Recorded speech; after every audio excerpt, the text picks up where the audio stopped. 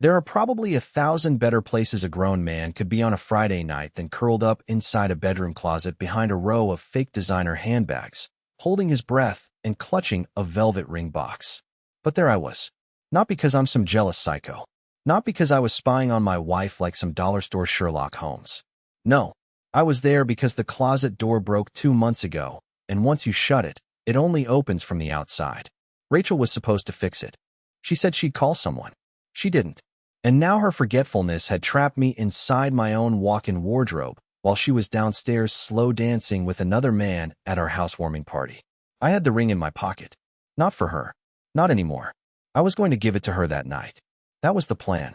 A cute speech, some applause, maybe a few tears. Haley, her younger sister, was even helping me coordinate the moment. She was the only one who knew. But then I saw them.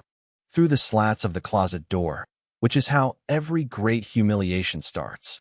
I watched Rachel take off her heels, laugh at something Kyle whispered, and melt into his arms like she'd been waiting for that moment since forever. And me? I was surrounded by the smell of her old gym shoes and a purse full of protein bars she never ate. I don't even know why I stayed in there. I could have knocked. I could have shouted.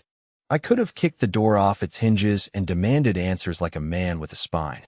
Instead, I sat, in silence, breathing through my mouth, listening to party music thudding through the floor and Rachel's laughter climbing the stairs like it was looking for me just to rub it in.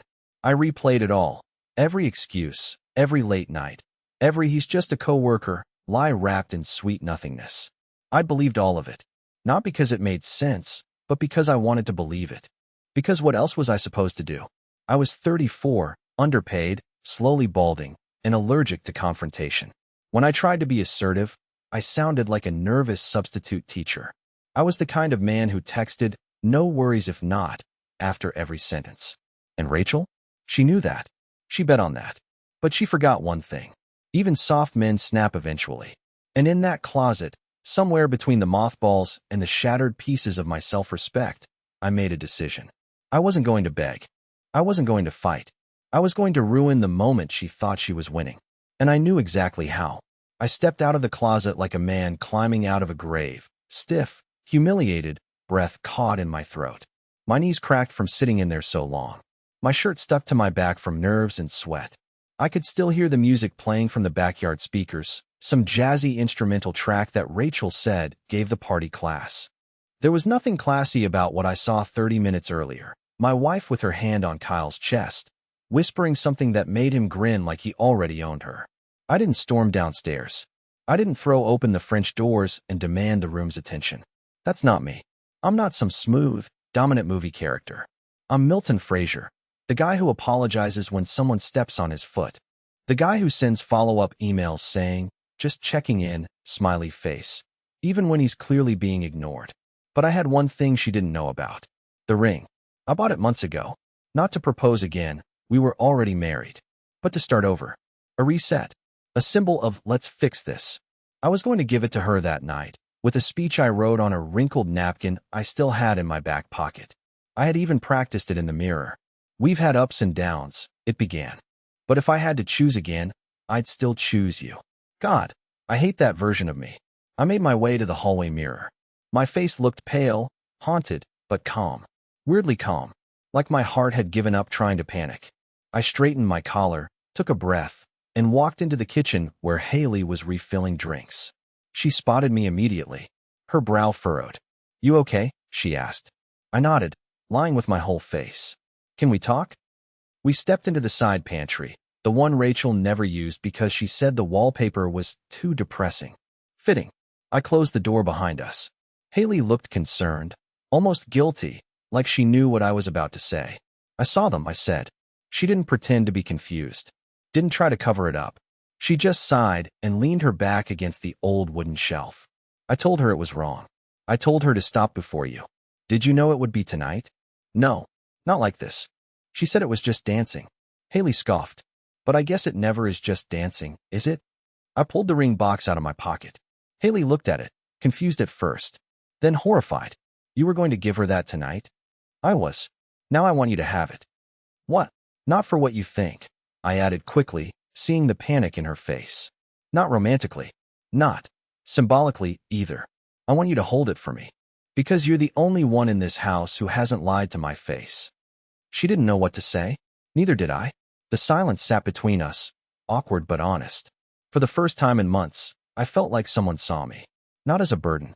Not as a sad, fading version of her sister's husband. Just as a person stuck in a situation he didn't sign up for. I handed her the box. She didn't want to take it, but she did. Carefully, like it was evidence in a trial. Then I smiled, not the fake kind I'd been wearing all night. A real one. A tired, cracked, war-torn smile. And I said, "Wait 5 minutes. Then give it to her. No note. No speech. Just the box." "What are you going to do?" I exhaled slowly. "Leave." But not quietly. She looked worried. I didn't blame her. And as I walked past the hallway full of guests, toward the open French doors, Rachel was still dancing with Kyle. Still laughing. Still spinning like she was the main character of a movie that had long stopped being about us. That's when I reached the edge of the patio. I didn't yell. I didn't cry. I just raised my voice enough to be heard over the music. "Rachel." She turned mid-spin, still smiling, until she saw my face and the empty space in my hand where the ring used to be. I didn't stay to watch her expression change. That wasn't the point. The drama, the confrontation, it wasn't for me anymore. I was done trying to make her feel anything. My goal wasn't to hurt her, not directly anyway. I just wanted her to finally see the wreckage she caused without another apology waiting at the end. So I walked, through the garden gate, down the side of the house, past her car that I just had detailed last week because Kyle was allergic to pollen, and she didn't want him sneezing if she gave him a ride to the off-site meeting. I heard someone shout my name from behind. Might have been Haley. Might have been no one. I didn't stop to look. I couldn't. If I turned around, I was afraid I might change my mind. That I might break again.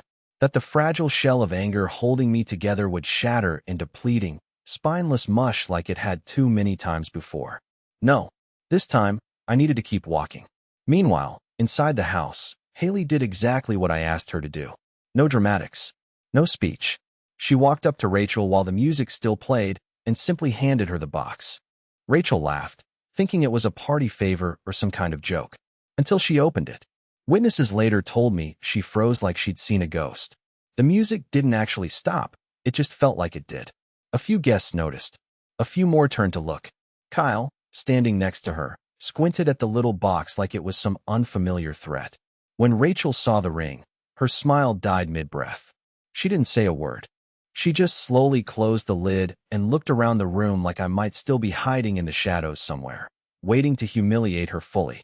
But I was already halfway down the block, holding my phone, scrolling through old photos like an idiot. Beach trips, Halloween parties, her 29th birthday when I surprised her with that sushi boat she'd been hinting at for weeks. I didn't delete them. Not yet. I couldn't. My thumb hovered over the trash icon more times than I'd like to admit. But I just kept scrolling, torturing myself with a slideshow of everything I thought was real. That's when my phone rang. Unknown number. I should have let it go to voicemail. I wish I had. But part of me was still clinging to something. Some explanation, some plea, some final confession that might make it all feel less like a joke and more like a mistake. I answered. "Milton." It was Haley. Her voice was shaky. She didn't say anything. She continued before I could respond. She just walked away. Didn't even look at me. Just grabbed her bag and left. I stopped walking. She left the party? No. She left with him. That hit harder than I expected. After everything, after the photo, the dancing, the ring, she still chose him? I could feel the nausea crawling up my chest. The kind that doesn't quite make you throw up, just leaves you wishing you could. I leaned against a lamppost like some exhausted soap opera extra and tried to breathe. Haley kept talking. I didn't know she'd. I thought maybe this would snap her out of it. She looked angry, but not at you. At me. Like I was the one who. "You did fine." I cut in, voice tight. "This wasn't your job to fix." There was a pause. Then something in her voice shifted. "She's hiding something," she said quietly. "What do you mean?" "I don't know. Just." When she looked at the ring, it wasn't surprise. It was like recognition. Like she knew this moment was coming. I didn't have a response to that. But the thought burrowed into my brain like a splinter. Had she planned for this? I started walking again. Aimless. Cold. The night suddenly too quiet. "I'll call you later," I said and hung up. A part of me wanted to scream. To go home and burn every trace of our marriage. To delete the photos, throw out the matching mugs, rip the shared laundry label off the basket. But another part of me, the tired, whiny, passive part, just wanted to lie down on a park bench and sleep until this all stopped feeling real. Instead, I walked to the only place open after midnight, a 24-hour diner. I sat in a booth by the window, ordered a milkshake I didn't want and fries I didn't eat, and I stared at the door like I was waiting for someone to walk through it. And 20 minutes later, someone did. But it wasn't Rachel. It was someone I hadn't seen in years. And they didn't come alone. The bell above the diner door jingled with that hollow, metallic tone that always sounds too cheerful for what life usually brings in. I didn't look up at first. I figured it was some couple out late or a tired trucker grabbing pie before hitting the highway. But then I heard my name. Not shouted, not whispered, just spoken, like it was a fact hanging in the air. Milton. I looked up and blinked twice. It took me a second to place her. Longer still to process why she was here. Claudia Haverford, Kyle's ex-fiancée. I hadn't seen her in 3 years. The last time, she was helping him pick out cufflinks for a wedding he never went through with. They had been together for 6 years, engaged for 2. Then, out of nowhere, the engagement fizzled and Claudia vanished from our circle like a ghost, politely excusing herself from a party she never wanted to attend. Rachel told me she'd moved to Oregon. Something about getting space, she'd said. She and Kyle weren't on the same page anymore. But now Claudia was standing in front of me in a beige coat and a nervous smile, like she'd just accidentally stepped into the wrong timeline. Claudia, I croaked, unsure if I was hallucinating from emotional exhaustion or if she was really here, in this no-name diner at 12:43 a.m. She slid into the booth across from me before I could ask anything. Her hands were shaking slightly as she removed her gloves. She looked good, not glamorous like Rachel or sleek like Kyle, but stable, worn in a way that made you trust her, like she'd been through things and had decided not to pretend otherwise. I know this is weird, she said, voice low, but I heard what happened tonight. Haley called me. My jaw clenched. Haley. She and I kept in touch. Quietly. After everything with Kyle. She didn't know who else to call. I stared at her. My brain still hadn't caught up. Why would she call you? Claudia exhaled and looked out the window like she was trying to delay what came next. Then she reached into her purse and pulled out a small black journal. Worn edges. A broken clasp. She set it gently between us. This was mine, she said. I kept it during the last year I was with Kyle. Before I left. Before he and your wife, you know. I don't know. I snapped a little too sharply. That's the problem. She didn't flinch. Instead, she nodded. Then maybe it's time you do. She opened the journal to a dog-eared page.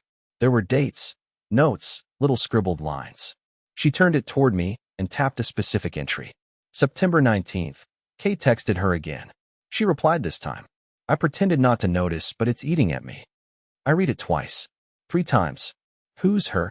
I asked, already knowing the answer in my gut. Rachel, Claudia confirmed, softly. They were talking long before anyone knew. Before we broke up. Before you married her. My spine stiffened. She was already with him? Claudia shook her head. Not physically, I don't think. But emotionally? Yeah. He'd bring her up. Say she understood him better. That she didn't pressure him the way I did. That sounded familiar. Rachel used to say that I didn't challenge her. That I made life too easy for her. Maybe that was her pattern. Always craving someone new, someone outside the relationship to tell her what she wasn't getting, instead of facing what she was ruining. Claudia slid the journal back toward her. I'm not here to blow up your life. I just thought. Maybe you deserve to know that this wasn't some recent mistake. This was a slow-building decision. One she's made before. And if not with Kyle, then it would have been someone else. I leaned back in the booth, suddenly nauseous again. The fries were still untouched. The milkshake had melted into pink soup. How did you find me? I asked. She mentioned this place once, Claudia said. Said you come here when you're upset. Said it like a joke. I swallowed hard. Of course she did. Even my worst moments were just punchlines in her life. So what now? I asked. You give me the journal. I cry a little. You pat me on the hand. And we all go home? No, Claudia said. Now you decide if you're going to let her keep the narrative, or if you're ready to take it back. I raised an eyebrow. You mean revenge? No, she said, firm. I mean clarity. Public clarity. She pulled out her phone and scrolled through a folder. Then she showed me a photo. It was grainy, like the one I'd been handed days earlier. But this one was dated over a year ago. Different city, different event. Rachel and Kyle. Together. And Rachel was wearing the same necklace she'd claimed was from an Etsy store, and just something she bought for herself. That necklace? It was Claudia's. My hand started to shake. You want clarity, Milton? Claudia asked, her voice now low, deliberate. Then give her what she gave you. Let her see what it feels like when secrets stop being secret. I didn't respond, but the look in my eyes, it wasn't the old Milton anymore. I didn't go home that night. I walked until my legs ached, then sat in my car outside a gas station, watching the streetlights blink like they were judging me. Claudia left the diner not long after our conversation. She didn't pressure me. She just said, "Text me if you want help," and left me with that journal and a silence loud enough to fill a stadium. The journal sat on the passenger seat next to me, like a tiny black bomb waiting to go off. Every time I glanced at it, I saw a different memory dissolve. Every time I reached for it, my hand pulled back like it was hot. I wasn't ready. Not yet. But I was ready for something. When I finally got back to the house, Rachel still wasn't there. Her car was gone. No note. No text. Just the smell of expensive candles burning out in empty rooms and a Bluetooth speaker still softly humming from the backyard. I stood in the kitchen like a stranger, looking at our framed wedding photo leaning slightly crooked on the shelf. I took it down, put it in a drawer. Didn't slam it. Didn't smash it. I just didn't want it looking at me anymore. Then I sat at the kitchen table and opened her laptop. I know. It's a violation. It's wrong. But so is gaslighting someone for 2 years and calling it growth. I didn't know what I was looking for, just that I was tired of living in assumptions and half-answers. I needed to see it. Not suspect. Not guess. See. The first thing I noticed was how clean her desktop was. Suspiciously clean. No folders, no files. Nothing but a wallpaper of a beach she'd never been to. But then I checked her email. Nothing too obvious there. Just boring threads, work memos, event reminders. Then I made the mistake of checking her drafts folder. And my stomach twisted. She'd written letters. To him. Not emails she meant to send. Letters she never meant to send at all. Or maybe she did, and just couldn't. Or maybe she kept them as trophies. There were 8 of them, all titled the same way. If I could say this out loud. I read the first one. You make me feel like I have a real identity. Like I'm not someone's wife, or someone's daughter, or someone's checkbox on a family spreadsheet. You make me feel alive, and I hate that I have to pretend it's wrong. I felt cold. Not angry. Just hollow. The second one was worse. Milton doesn't challenge me. He admires me. He tiptoes around me like I'm glass. And sometimes, I want to be shattered. Is that so horrible? I didn't read the rest. I clicked off. I closed the laptop. I sat with the kind of silence that feels like being trapped underwater. That's when the front door opened. Rachel walked in like nothing was wrong. Like the world hadn't just imploded inside our walls. She was in a hoodie and leggings, makeup smudged, hair in a loose ponytail. The "I'm just tired" look that used to make me want to hug her. Now it just made me want to disappear. "Oh, you're up," she said casually, setting down her keys. I didn't respond. She tilted her head. "You all right?" Still nothing. She gave a tiny sigh. "Can we not do this right now? I'm just tired. I had too much to drink." I didn't mean for tonight to get weird. It took everything in me not to scream. Not because I was angry, but because I was afraid that if I let one sound out, the rest would come flooding behind it. The sobs, the begging, the awful part of me that still, somehow, loved her. Instead, I asked, "Do you still have the necklace?" She froze. It was the only time she looked genuinely scared. "Which necklace?" "You know which one." A beat of silence. Then she lied. "No, I lost it months ago."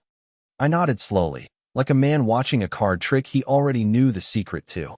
That's when I stood, walked past her, and into the bedroom. I pulled Claudia's journal from my coat pocket and set it down on the nightstand. Didn't say a word. Just left it there. I heard her footsteps behind me, then a quiet gasp when she recognized it. Her voice trembled. "Where did you get that?" I didn't answer. I was already halfway down the hallway again. She followed. "Milton, that's not what you think it is." I turned around for the first time, looked her dead in the eyes. "Then what is it, Rachel? A scrapbook? A keepsake from the man you were just co-workers with?" She opened her mouth, but nothing came out. I nodded once. Then I walked to the coat closet, pulled out a duffel bag I hadn't touched in years, and started packing. "Where are you going?" she whispered. "Someplace where I don't have to wonder what version of me you're writing about next." She didn't follow me, didn't ask me to stop, didn't even say sorry. That night, I drove to a motel on the edge of town, the journal and the laptop in the passenger seat beside me.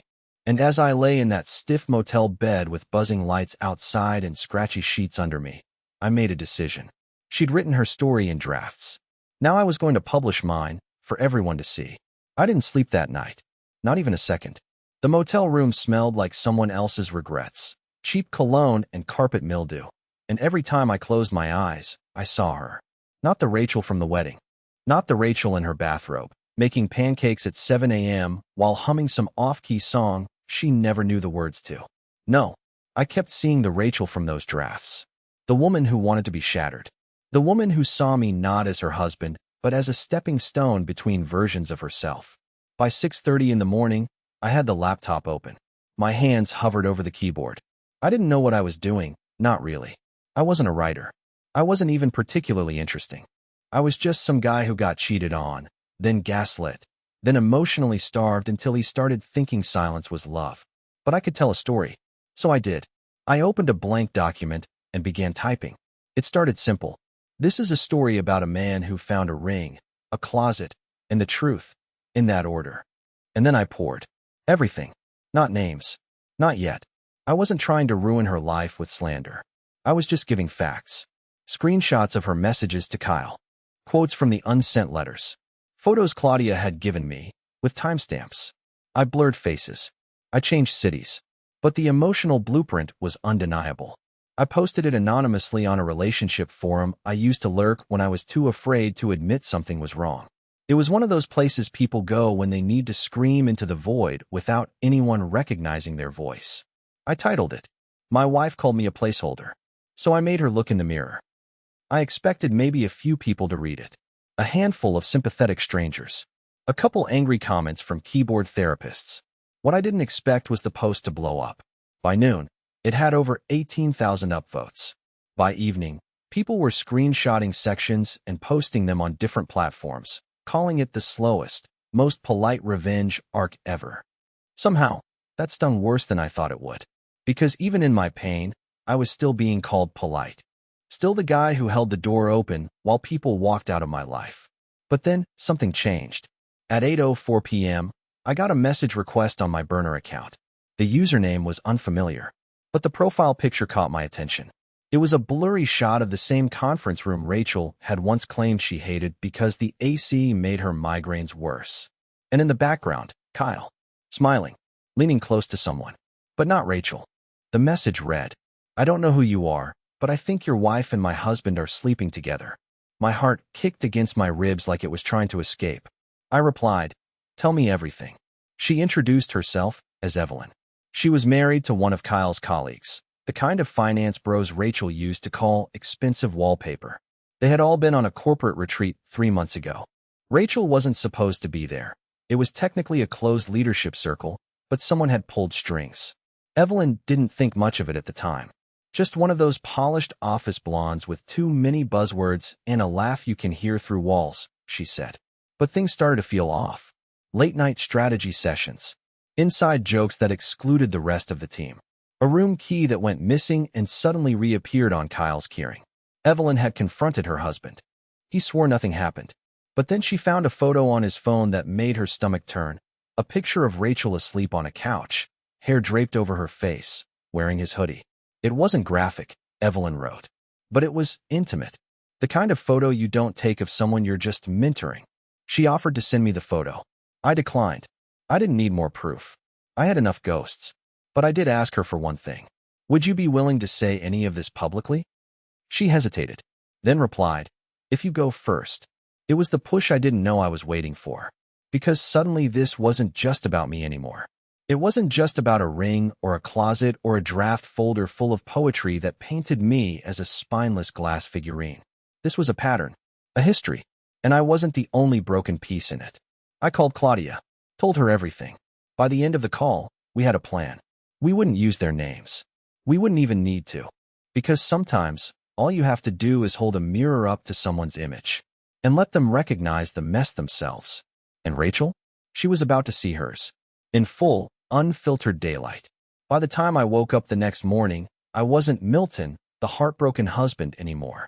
I was just Milton, the anonymous narrator of a post that had been shared across 6 forums, reposted on TikTok with dramatic piano music, quoted in long Facebook threads by people named Denise and Karen, and picked apart by internet detectives trying to guess who I was. But they didn't have to guess for long. Because Rachel outed herself. I never said her name. I made sure of it. But people talk. People compare timelines. Someone from her office saw the description of a certain corporate retreat and connected the dots. Within 48 hours, Rachel's carefully curated image, the motivational reels, the filtered book club selfies, the empowerment starts with you email signature started crumbling. She posted a statement. A long, overly professional, nauseating statement on her LinkedIn page. It has come to my attention that certain anonymous stories circulating online may be interpreted as referring to me or my personal life. These posts contain false narratives, partial truths, and mischaracterizations, and they threaten to undermine the work I've done to uplift and mentor others in professional spaces. I will not be engaging further. It got over 300 likes. A few dozen supportive comments from other girl bosses who said things like, "Stay strong, Queen flexed biceps, and haters gonna hate, keep shining." I wanted to scream. Not because she denied everything. I expected that. Not because she minimized what she did. That's her trademark. I wanted to scream because for a moment, it almost worked. People started calling me a liar in the comments. A bitter ex. A sad little man with a savior complex. One even said I sounded like the type who cries during Pixar movies and calls it emotional maturity. Which, okay, yes, I did cry during Inside Out. But that's not the point. The point was, I was losing control again. Until Haley stepped in. I hadn't spoken to her since the night of the party. I figured she was done with both of us. But late that afternoon, she texted me. "Check your email." I'm sorry I waited. I just couldn't watch her spin it again. I opened the file she sent. A voice memo. Rachel, in our old bedroom. Recorded the day before the party. She didn't know Haley had accidentally connected her phone to the shared smart speaker while it was recording. In the recording, Rachel was on the phone. With Kyle. And she said this. "No, I don't care anymore. He still thinks I'm planning a recommitment thing. Yeah, the ring's probably in his pocket already. I might fake tears, who knows. Then we'll see what happens after your promotion. If it goes through, I'm done. I'm not wasting another year pretending I care about his little feelings." I dropped the phone. That wasn't frustration. That wasn't a mistake. That was calculation. She had looked me in the eye for months, kissed me goodnight, laughed at my dumb jokes, made plans for us, all while quietly filing me away under temporary. I texted Haley back. "Are you okay sharing this?" Her reply was instant. "Post it." She made her choices. Now she can live with them. And so I did. No edits. No fanfare. Just the audio in one line. If you still believe she was mischaracterized, here's her, in her own words. It spread like fire in a dry forest. Rachel disabled her LinkedIn. Then her Instagram. Then she disappeared. Not literally. I'm sure she was still out there, somewhere, trying to explain, trying to rebuild. But she was gone from my world. Finally, that night, I got an email from someone named Lauren. She said she used to date Kyle back in college. She had read everything, listened to the memo, connected her own dots, and then she wrote a sentence that will stay with me for the rest of my life. "You were never boring, Milton. You were just someone who didn't treat love like a performance. Some women don't know what to do with that until it's too late." I didn't reply right away, not because I didn't believe her, but because for the first time in years, I wasn't looking for someone to tell me who I was. I finally knew. And maybe, just maybe, that was enough. But then came the knock at the motel door. And when I opened it, I realized. Rachel wasn't finished after all. She didn't knock like someone who felt guilty. That was the first thing I noticed. It was sharp. 3 firm taps, like she had something to prove, like I was the one who owed her an explanation. I opened the motel door slowly. Rachel stood there in dark jeans and a hoodie, no makeup, hair in a messy bun. Her eyes looked tired. Not red, not weepy, just hollow. Like someone who'd been trying to hold up a mask for too long and had finally dropped it somewhere she couldn't find. She looked past me into the room, like she half expected Kyle to be there. I didn't move. I just stood in the doorway. I figured you'd be here, she said. You figured wrong, I replied. I checked out this morning. That threw her for a second. So, where are you staying? Somewhere I don't have to pretend I'm not drowning. She didn't respond. Just looked down at the cracked concrete beneath her shoes. I didn't come to fight, she finally said. I came because I think I lost track of what matters. I raised an eyebrow, and it took going viral for you to realize that. No, she said softly. It took you. That caught me off guard. I read everything. All of it. I kept thinking you were going to spin it. Exaggerate. Twist it to make me look like some monster. But you didn't. You just told the truth. Even when it made you look weak. Her voice cracked on the last word. I should have felt vindicated. I should have let that moment stretch out like a victory parade. But I didn't. Because for the first time in our entire marriage, I realized something. I didn't need her to apologize. I didn't need her to unravel, or cry, or collapse into some scene-stealing confession. I didn't need her to understand what she took from me. Because I had finally taken something back. Me. I'm not here to forgive you, I said gently. But I'm also not here to hate you. She looked confused, maybe even hurt. But I meant it. You said I was safe, predictable, that I didn't challenge you. And maybe that's true. But what you didn't see, what you never bothered to learn, was that I never needed to be loud to be strong. You just had to give me the space to grow. I stepped outside, past her, into the cool air. Rachel, I said, turning to her one last time, I don't wish you the worst. I just wish you the truth, even if you don't like what it shows you. Then I walked away. And this time, she didn't follow. 2 months later, I started writing again. Not posts, not revenge letters, just thoughts. Honest ones. A small blog under a pseudonym, mostly about moving on, rebuilding your identity after being someone else's ghost. It got traction. Then it got followers. Then one day, a publishing agent reached out. Said my voice was quietly devastating in the best way. I don't know what'll come of it. Maybe nothing. Maybe everything. But a week after that, I got a package in the mail. No return address. Just a journal. Black leather. Familiar edges. Inside was a note in Haley's handwriting. Not everyone gets to burn the bridge and find a better one on the other side. You did. Proud of you. And taped to the inside cover, the ring. Not to keep. Just to remind me how far I'd come since giving it away. I closed the journal, set it on the shelf, and smiled. Because I didn't need a finale filled with fireworks, revenge, or public breakdowns. I got peace. And that was worth more than any ring ever was.